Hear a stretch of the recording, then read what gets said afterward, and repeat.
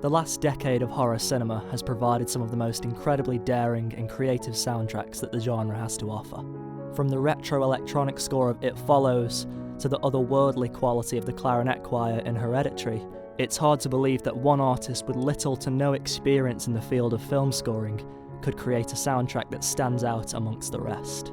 Leave it to Thom Yorke to do just that.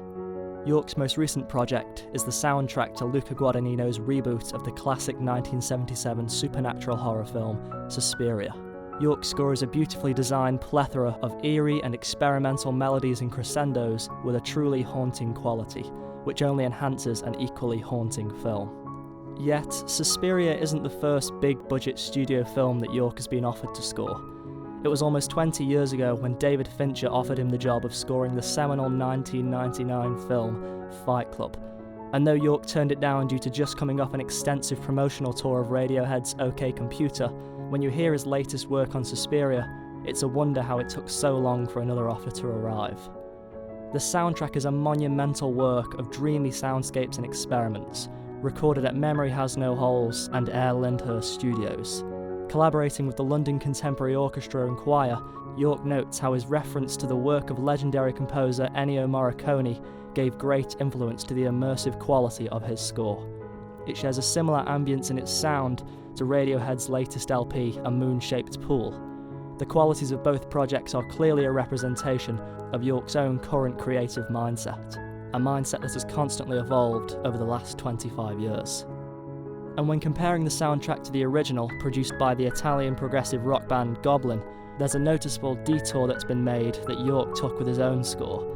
Where Goblin chose to use a variety of Moog synthesizers in their soundtrack, alongside the tropical sounds of a mellotron layered by unearthly electric drums, Yorke opted in for darker, more melancholic textures in the score, using piano, often contorted and edited with the use of time stretching, a technique whereby you alter audio waveforms by stretching them out to attain a totally different tempo, without affecting the outgoing pitch.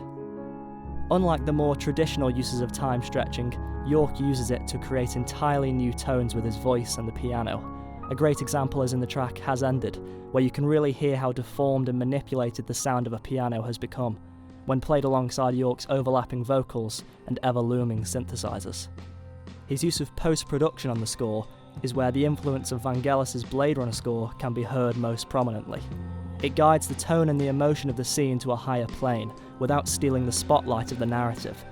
It creates an atmosphere true to the film and steers the narrative in a haunting direction. Listen how in this scene, the low and whirring sound of the track, The Inevitable Pull, does just that.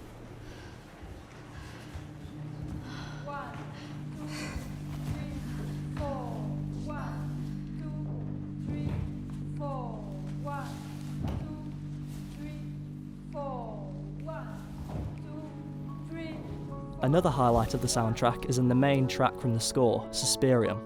The track uses reverberated vocals and is underlaid by a mesmerising piano figure, continuously on the run, never once leaving a moment for breath. Yorke uses repetition and recurring motifs prominently throughout the soundtrack to conjure a transcendent, hypnotic presence. Take a listen to this track, Man with a Harmonica, by Ennio Morricone.